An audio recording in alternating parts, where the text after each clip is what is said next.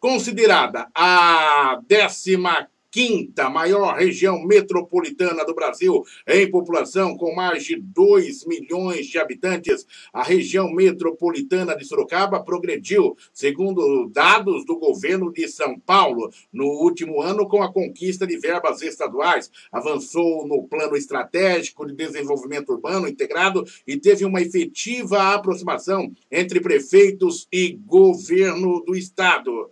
Para conversar conosco sobre este assunto, com grande satisfação, recebemos aqui no portal RMS News o Dr. Márcio Tomazella, diretor executivo da Agência da Região Metropolitana de Sorocaba. Doutor Márcio Tomazella, satisfação imensa recebê-lo aqui. Obrigado por atender o nosso convite. Boa noite, Oliveira Júnior. Boa noite à doutora Marina Elaine, que está aí na bancada da RMS. É um prazer imenso estar aqui com vocês e conversar com vocês sobre a nossa região metropolitana. Tudo que você comentou e falou agora, Oliveira, é a mais pura realidade do que vem acontecendo. Embora neste ano de pandemia, a gente, de fato, conseguiu avançar bastante. Doutor Márcio Tomazella, conosco, conversando neste momento aqui no portal RMS News. Qual a avaliação que pode se fazer deste momento até o presente momento, desde a implantação da região metropolitana, doutor Márcio?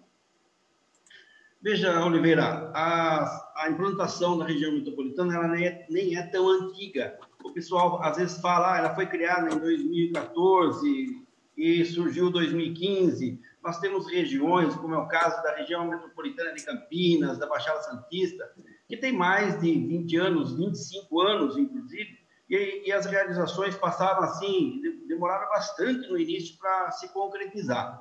E nós estamos fazendo um trabalho muito sério, nós temos um apoio constante da nossa deputada Maria Lúcia, ela é a madrinha da região metropolitana nossa, ela tem nos ajudado bastante. A gente tem no governo estadual o nosso secretário de desenvolvimento regional, Marco Vinoli, ele é um secretário firme, gosta de participação, não faz promessa, ele vem, cumpre e manda realmente recursos para a região. A estruturação da agência em si, ela vem atender os anseios do Conselho da região metropolitana, justamente para secretariar os trabalhos do Conselho. O Conselho era presidido pela nossa prefeita de Tatuí, Maria José Gonzaga, e em julho nós tivemos a eleição da nova presidente do Conselho, a prefeita de Itapetininga, Simone Marqueto, e ela é a atual presidente do Conselho, então nós estamos bastante alinhados com isso. E a gente conseguiu, neste momento de pandemia, nós, para falar a verdade, abusamos bastante dessas reuniões, embora a pandemia atrapalhou muito o trabalho de linha de frente e tudo mais, mas favoreceu, de certa forma, as reuniões e avançar os trabalhos do Plano de Desenvolvimento Urbano Integrado à medida que você podia se reunir virtualmente, como nós estamos fazendo agora. Então, há uma facilidade de você reunir os 27 municípios sem ter que você trazer todos para Sorocaba ou marcar um local para você se encontrar, à medida que você pode trabalhar por videoconferência. E muitos dos trabalhos foram avançados. Inclusive, nós estamos aí no comecinho do ano fazendo já um trabalho com drone na região de Tupararanga, justamente para mapear aquela região e tentar finalizar. Eu creio que em março a gente já consiga finalizar o caderno do macro zoneamento, e isso vai dar um encerramento do Plano de Desenvolvimento Urbano Integrado, que é aquele trabalho que a gente faz de coletar a potencialidade de cada município, a vontade de cada município, o dom que o município tem, de tal sorte que as políticas possam ser feitas de forma regional. Eu venho falando há bastante tempo do Plano de Desenvolvimento Urbano Integrado, e às vezes a pessoa fala, puxa, mas isso não vai sair do papel? Vai sim. Vai agora, já no comecinho do ano, até março, a gente estará com esse trabalho finalizado, e nós vamos para as audiências públicas nos 27 municípios, um trabalho muito bem feito. Nós vamos fazer audiência pública em cada município, de tal sorte que as políticas públicas elas possam nascer na vontade e no interesse do município e daquela região. Esse é o trabalho que nós estamos aí firmes para poder conseguir finalizar ele. Doutor Márcio, a região metropolitana, o estado de São Paulo, escolheu no último dia 15, agora no dia 29, os seus novos governantes, prefeitos e prefeitas. Como vai se dar essa relação do governo do estado com esses novos governantes? Então, nós inclusive, o governador, vamos dizer, na linha de frente, o nosso secretário de Desenvolvimento Regional, Marco Vignoli, num curso para fazer essa transição de governo. Então, nós estamos trabalhando, todos os prefeitos, não só da região metropolitana, mas do estado de São Paulo, mas sim um forte trabalho na região metropolitana, para fazer essa transição, de tal sorte que as políticas públicas elas não sejam interrompidas em virtude de um prefeito assumir no lugar de outro. E vocês sabem que existem muitas situações em que o prefeito que perdeu a eleição, às vezes ele não quer participar da transição, nós estamos vendo isso fora do Brasil, e acontece normalmente também na nossa região. E esse é um trabalho que a gente tem feito, no sentido de que não haja essa interrupção, de que não haja nenhum tipo de dores em relação à transição, isso seja tratado como políticas públicas, e não nada pessoal,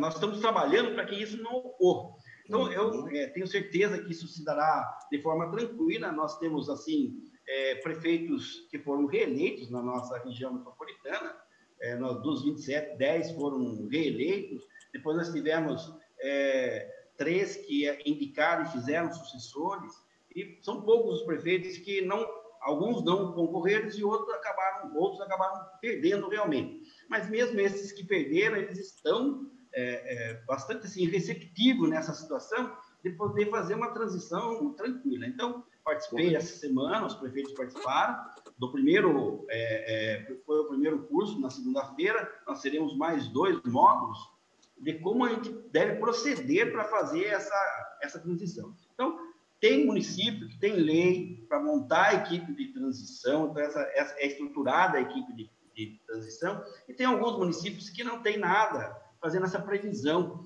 Então, vai da conversação e a gente conseguir convencer aquele prefeito que está saindo e o prefeito que está entrando, que faça uma equipe de transição.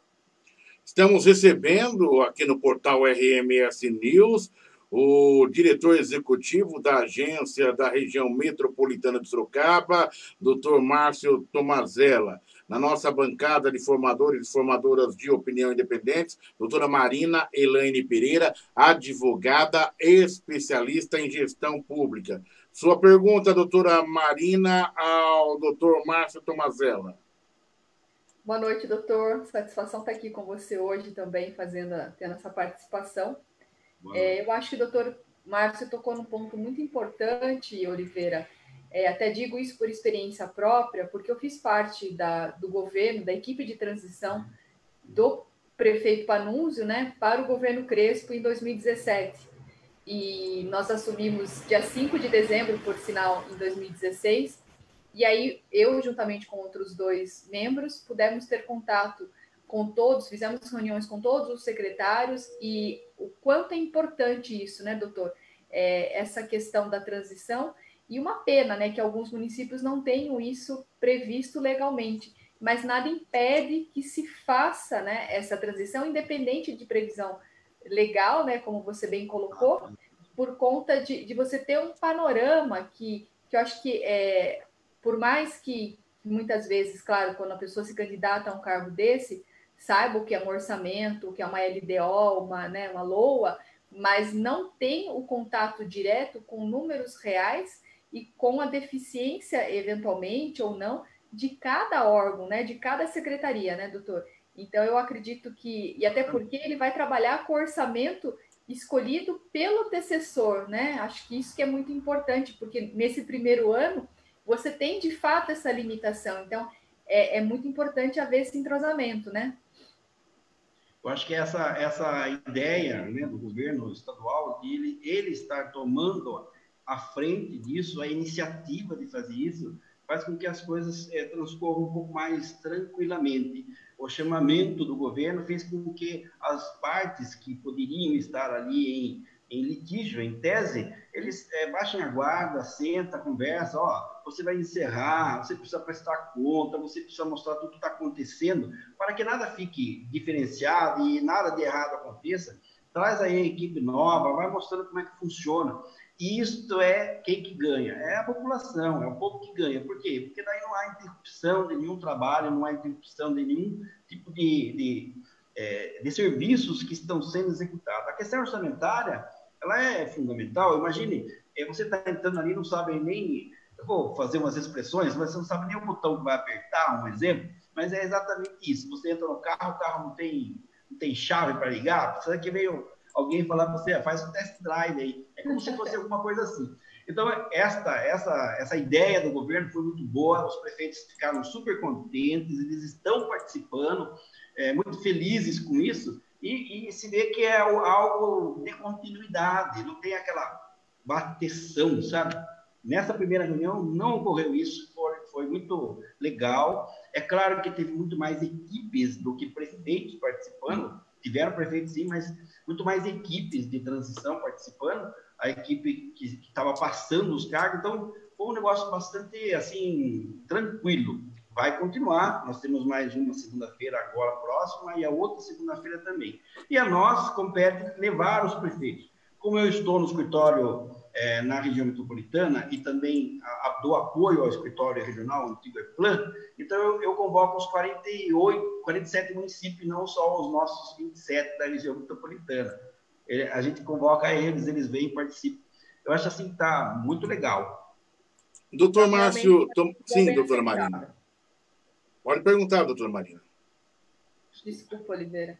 Não, acho que realmente foi uma decisão muito acertada e a gente, como o doutor Márcio bem colocou, é uma continuidade, né? E principalmente com relação às equipes, porque os funcionários permanecerão, né, os mesmos, né, de todos os municípios, né? Os funcionários, obviamente, de carreira. Então, isso é muito importante ter essa continuidade, porque a gente vê muitas vezes, quando se muda o gestor, e às vezes o projeto é bom, né? Está em andamento, mas por questões de ego, de questões pessoais, alguma animosidade, não se leva adiante ou se muda algum projeto que seria muito bom para a população pela vontade daquele gestor específico. E eu acho que isso acontece em todos os locais, né? A gente acompanha isso, e isso só faz com que a população, né, perca muito e em conta dessa descontinuidade.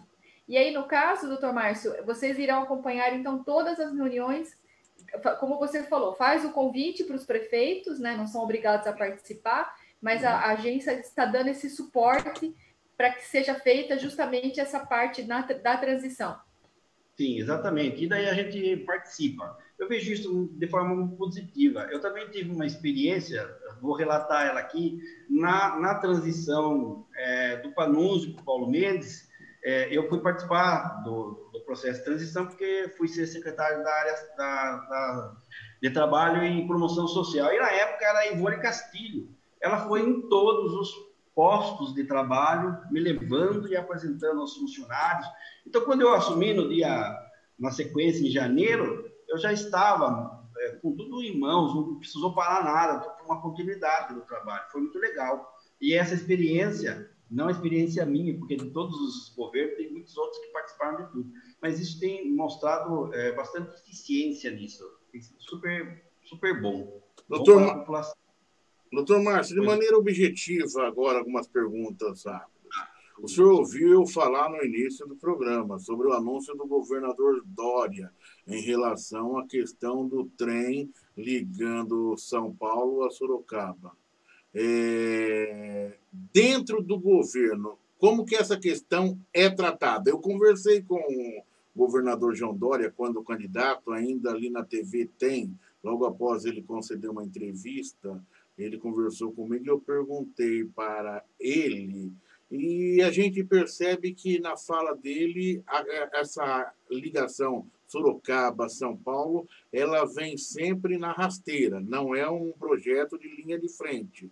E parece que não é uma questão só dele. A gente percebe que todos os governantes, nós estamos esperando o trem-bala entre Campinas e Rio de Janeiro, que foi prometido pela Dilma. Nós estamos esperando o trem Curitiba-Minas Gerais, prometido pela Dilma. Esse trem entre Sorocaba e São Paulo, daqui a pouco os meninos aí que fazem um trabalho fantástico da Maria Fumaça conseguem chegar em São Paulo e não chega esse trem que o governador prometeu. Né? Tem que ser irônico e descontrair um pouquinho com respeito à sua pessoa. Mas nos conte aí, isso daí sai do papel, entra no trilho. O Dória, você sabe que ele é um marqueteiro de primeiro, um grande profissional, seguido exemplo. Ou é mais uma jogada de marketing do governador geral, do governador João Dória, visando as eleições de 2022 para a presidência ou para o governo do Estado? Oliveira, desculpe até, eu vou falar assim meio forte nesse sentido. Seria muito ruim de marketing o governador se fizesse um marketing pós-eleição. Ele poderia ter feito isso na quinta-feira passada, na quarta-feira passada ou na semana passada. Mas ele pode estar pensando na eleição de 2022. E eu tô te perguntando para te provocar mesmo, ok? Não, claro. Não há dúvida. Veja, ó, se fosse realmente uma promessa, e houve muito cuidado nisso, justamente para não falar que era em virtude das eleições dos candidatos do PSDB da região metropolitana, ou de Sorocaba, inclusive, entendeu? Vamos dizer assim, a preocupação do governo era isso, ele já ia anunciar isso naquela oportunidade em que foi anunciado para Campinas, aquela região lá. Não conseguiu incluir isso, não conseguiu incluir naquele ramal que ia ocorrer lá. E agora está surgindo a possibilidade dele fazer, em tese, essa promessa, mas é uma promessa que pode ser cumprida. Eu não vejo dificuldade de cumprir uma promessa, dessa promessa, não é nenhuma obra faraônica, nenhuma coisa que vai acabar com o governo ou destruir o governo. Muito ao contrário, são coisas que serão usadas, que inclusive já existe esse planejamento. Então, desculpe por ser o meu chefe, mas eu acredito no que ele está falando e não acredito que seja uma promessa para a eleição. Senão, ele estaria falhando aí. Ele devia ter prometido isso um pouquinho antes, porque teria muitos prefeitos da região que estariam aí se beneficiando dessa promessa dele. O senhor acha que a derrota... E olha, eu tenho o maior carinho pelos todos os entrevistados, mas eu acho que é interessante a gente abrir o diálogo, o debate, para dar oportunidade do outro responder. A gente ouve agora, após a eleição, o seguinte: a derrota da Maria Lúcia, a derrota dos candidatos do PSDB se deve ao governador João Dória, que após uma semana, 10 dias antes da eleição, acabou enviando um projeto que foi usado pela oposição. Você conseguiu já fazer essa avaliação? Oliveira, a nossa deputada Maria Lúcia, ela não poderia ter outra postura.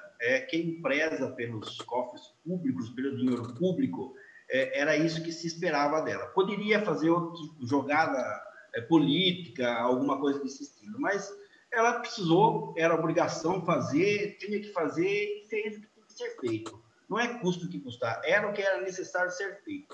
Não é exatamente isso que atrapalhou, mas tem influência, como todos os outros tiveram. O PSDB, em tese, ele foi muito bem no estado de São Paulo. Nós vimos índices muito bons do PSDB no estado de São Paulo. A prova é São Paulo, a cidade de São Paulo. Então, o governador João Dória está mal avaliado, o pessoal fala que ele tem muita crítica. Óbvio, ele tem bastante crítica, mas ele sempre está nessa questão de bom senso dele em relação à pandemia. Eu vou dizer, nenhum estado aqui do Brasil, e talvez outros países, não tiveram um planejamento tão forte em relação à questão da pandemia como tem o governo do estado de São Paulo. Tudo do governo do estado de São Paulo é previamente anunciado, é previamente avisado, sentem dores, é verdade. E esquecendo a questão de presidente da República, o Bolsonaro, não é isso. Eu estou dizendo planejamento. Ele planeja as ações dele. E as ações dele podem dar certo, podem dar errado, mas ele assume a responsabilidade. Então, ninguém vai falar que ele está omitindo, pode até xingar, como de fato estão xingando ele por fechar o comércio. Precisa de muito peito e muita coragem para vir agora aqui e retroceder o Estado para a fase amarela. Aí eu te pergunto, aí é a minha pergunta. Agora eu vou entrar nessa pergunta aqui, até para a gente caminhar para o encerramento, ok, doutora Marina? Eu peço para você também entrar nesse gancho aí, se você puder trabalhar, que você é especialista na área. Como vê agora, a partir de amanhã, né? É isso, dia 2, o retrocesso de Sorocaba. O governador João Dória está levando um pau violento em relação a isso, né? A essa decisão. Só que quem vai levar o cacete na cabeça agora sou eu. Porque eu acho que a decisão dele está correta.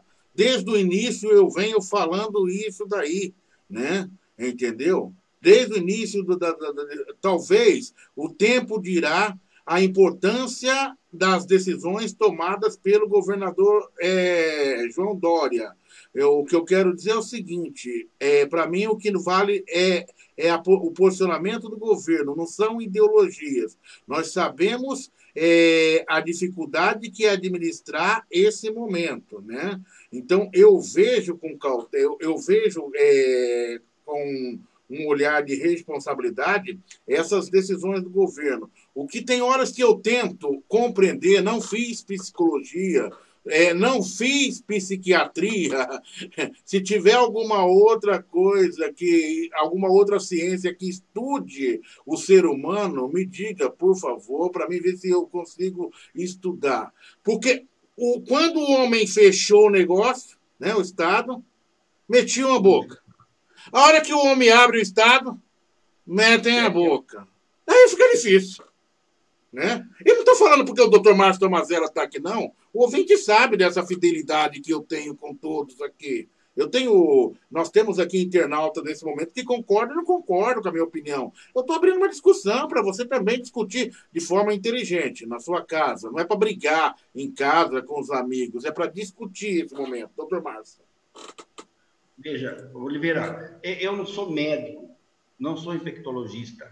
O governador João Dória também não é.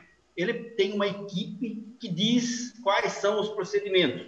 Cautelosamente, ele vai antecipando as decisões, ele vai avisando, fazendo previamente. Então, por isso ele faz toda semana, ele faz os anúncios lá, desde o princípio da pandemia. Então, as ações são pautadas. Se fosse algo em torno, algo visando eleição, visando política, ele abriria, deixa para lá, faz o que o povo quer fazer e pronto. É isso que o povo estava querendo.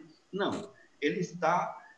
eu volto a reforçar, precisa ser muito corajoso para tomar as decisões que ele tem tomado. Você agora, nessa fase, retroceder para a fase amarela, é por absoluta necessidade. Nós precisamos urgente segurar, porque a coisa está andando muito rápida. Nós estamos com 100%, saiu no jornal hoje, aqui em Sorocaba, 100% de ocupação de leitos. Daqui a pouco não tem mais lugar para ir. Então, nós temos que segurar. E eu vou ser sincero falar, para mim não é a segunda onda, é a primeira que não terminou ainda. Simplesmente é a primeira onda que não terminou ainda. O pessoal está falando, está vindo a segunda. Não está, não terminou a primeira, está vindo a segunda. Para mim é continuidade. Exato. Então, precisava urgente fazer isso. Não é urgente. Ele viu o momento adequado, vai fazer reavaliação novamente, faz os estudos. A fase amarela não é uma fase complicada, é uma fase suave, não está fechando nada, não vai fechar comércio, não está fechando comércio, apenas pessoal, ponha o pé no freio, vai devagar, usa máscara, passa álcool gel, não faz aglomeração, não faz reunião em casa com muita gente, não vai para a praia, por favor, não se aglomera lá. É isso que está sendo falado. Não tem nada de emergencial, assim, fecha, baixa as portas, não é isso. Para evitar isso. Então, exato. A responsabilidade passa a ser nossa, nós temos que ajudar sim, isso e fazer isso com responsabilidade, porque precisamos sim atravessar essa pandemia e ficar vivos. É essa a situação. Vou passar para a doutora Marina, mas antes eu vou fazer só um registro de responsabilidade. Eu estava dias atrás... O que foi, doutor? Não fique bravo comigo. Não, eu acho que o ouvinte da internet, o internauta, ele quer justamente que a gente interaja, né?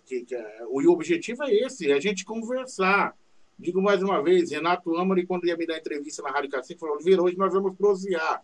De vez em quando ele subia essa pata. mas a gente, no final, a gente estava proseando. Era uma linha de respeito, né? E faço isso em registro de consideração. Mas eu estava num determinado, muito recente, coisa recente. Era um sábado, fui até uma padaria próximo de casa, comprar o pão para a família ali, para o pai, mãe, para a gente poder. Fiquei desesperado que procurava minha máscara dentro de casa, por falta de uma, acho que eu tenho umas 10 que eu mandei fazer, e não estava achando as máscaras. Mas achei a máscara, coloquei e fui ali. Quando eu chego na padaria, tinha uma viatura policial escrita escolar. Ok. Quando eu entro na padaria, os 2 policiais sem máscaras, andando tranquilamente pela padaria. Aquilo foi me incomodando. Mas eu falei, se eu falar, daqui a pouco eu apanho aqui, pronto, né? Você sabe como que há determinados elementos fora da linha. E aquilo dali me machucou muito. Daqui a pouco esse policial vem, abraça a funcionária que estava no caixa, sem máscaras, né? Daqui a pouco ele vai para a viatura, ele usa a viatura, sai com a viatura escrita escolar, os 2 sem máscaras. Aquilo dali me causou uma indignação muito grande. Peguei meu telefone, não era objetivo de prejudicar os policiais, né? Mas liguei para o comandante de uma área e perguntei, me diga o seguinte, está autorizado o não uso de máscaras por policiais militares para a população? Ele falou, Oliveira, eu estou com máscara aqui, cara.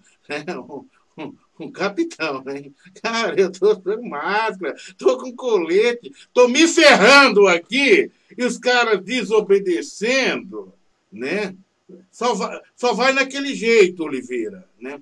Daí eu disse, não, eu só estou passando esse alerta para você, para que possa não prejudicar o policial nesse momento, mas que vocês façam uma atenção, ou seja, dê essa nota de forma mais incisiva. Então chegou no momento, doutora Marina, que as pessoas achavam que acabou tudo, né? E agora quem paga o pato é o governador do estado de São Paulo. Ó, Dória, eu estou te defendendo, hein? Puxa vida, não, estou defendendo as políticas públicas que o governador está tomando nesse momento, né? Então, quando integrantes, não generalizando, 2, uma corporação maravilhosa, mas estão desobedecendo ao próprio ato do governador, por que eu vou falar só dos policiais? Por que não vou falar do presidente da República que vem em Itapiraí e arranca a máscara e vai abraçar o policial ainda? Eu só fiquei triste com aquele policial. Aquele policial tinha que ter dado voz de prisão para o presidente na hora. Tinha que ter aplicado uma multa e não foi feito isso. E daí, quando o governador fala, gente, subiu o número.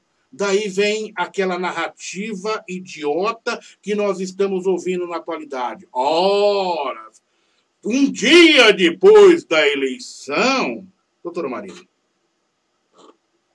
Vamos lá, Oliveira. Não, realmente, eu acho que todas as decisões são difíceis, né? Como bem o doutor Márcio falou, tem que ter muita coragem para chegar e falar, ó, vai abrir ou vai fechar. Mas a população, de fato, né, acho que até pela própria mídia, não está batendo nisso mais todo dia como estava. O jornal nosso local, que na minha opinião, um dos melhores que a gente tem, mas eles davam notícia assim, Sorocaba tem não sei quantos mil recuperados da Covid. Então, para as pessoas, nossa, realmente, não que a gente queira passar, né, o pânico, mas a doença não foi embora. Mas vou fazer uma defesa da mídia. Vou fazer uma defesa da mídia aqui, doutora Marina. Vou fazer uma defesa da mídia.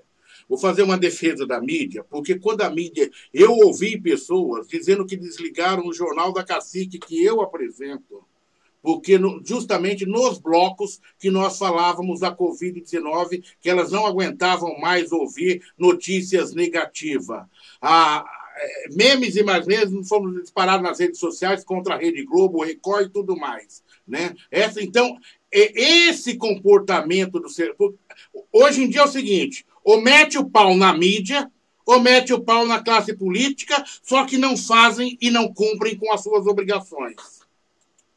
De fato. Mas quando eu falo isso, Oliveira, não digo talvez para a maioria, ou até mesmo para esses que fizeram os memes e criticaram, mas a população como um todo, e eu digo isso porque eu tive essa experiência, e já falei aqui várias vezes, de pessoas me perguntarem se existia, viu, doutora, o Covid existe mesmo?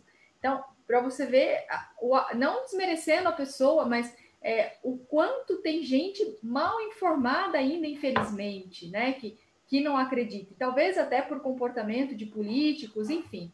Mas essa taxa de ocupação, como bem falou o doutor Márcio agora, é muito preocupante. E a partir do momento que também, claro, eu fui gestora da saúde aqui, sempre ouvi os técnicos, e não sei se minha postura seria de forma diferente diante do cenário que nós enfrentamos, mas em 2018 ainda, quando estávamos tendo um aumento dos casos da H1N1, que foi muito baixo, mas se ligou o alerta naquela época, nós contratamos de imediato, até setembro, de abril a setembro, que era o período da sazonalidade, mais 15 leitos junto à Santa Casa, prevendo eventualmente que essas pessoas pudessem precisar de internação.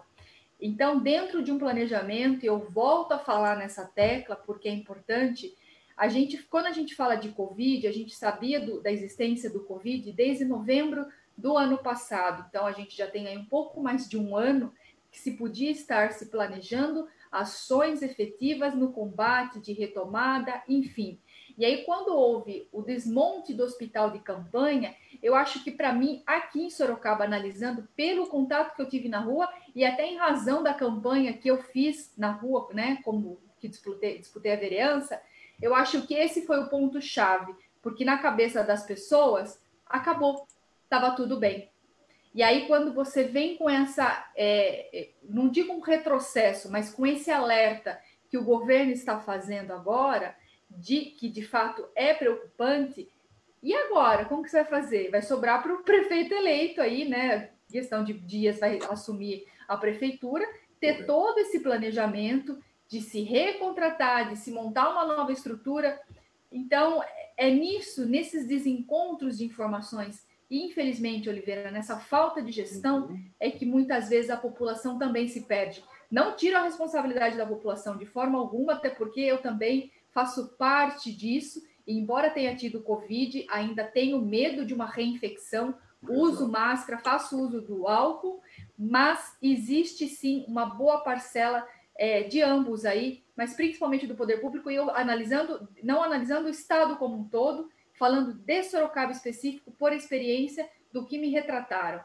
Eu acho que o ponto-chave foi quando se desmontou o hospital de campanha, e aí se deu essa falsa sensação de que estava tudo bem.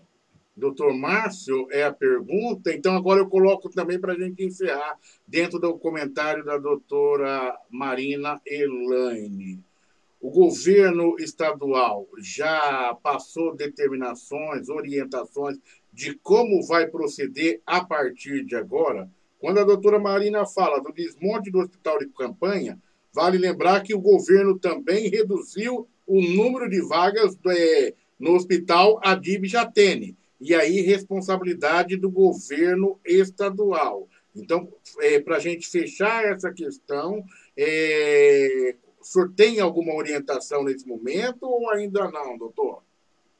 Na verdade, assim, o que a doutora Marina Elaine está, essa colocação de divulgar que nós estamos fechando vagas de Covid, que nós estamos encerrando as vagas de Covid, que não precisa mais de hospital de campanha, isso reflete na população negativamente, porque as pessoas realmente acham e acreditam que está terminando, que está passando. O governo fez, sim, uma redução das vagas de Covid, dos leitos de Covid, mas com a garantia, e isso foi falado agora na transição, a garantia foi dada, não vai faltar leitos de Covid. Só não pode ficar anunciando, porque o povo vai ficar falando aí, todo mundo, então ele não chegou aqui, pode fazer a bagunça, pode contrair, sim, o vírus da Covid, que você vai ser tratado e vai ter lugar para você. Não é assim. Não vai ficar nenhuma cidade, nenhuma região sem leitos, sem vagas. Vai ter sim. Essa é a garantia que ele está passando. Porém, precisamos sim atender todas as exigências, fazer todos os protocolos para evitar a disseminação do vírus. O vírus ele começa a ganhar corpo novamente e vai retornar, tem vaga. Então, tendo a necessidade, surge novamente a alocação de vagas de Covid. E, se for preciso, volta-se a trabalhar hospital de campanha. Mas esse anúncio, ele fica esquisito, porque está tudo terminando, está tudo acabando, a vacina está chegando, e agora não tem mais hospital de campanha, porque não tem mais caso. E não é verdade, está acontecendo novamente. E o senhor está pronto para tomar a Coronavac? Tô brincando. Não vejo a hora, né? Tô brincando contigo, porque criaram também uma celeuma em relação a isso. Você está preocupado se é da China, de onde quer que seja. Você quer tomar vacina, né, doutor? Doutor, um abraço para você, doutor Márcio Tomazella.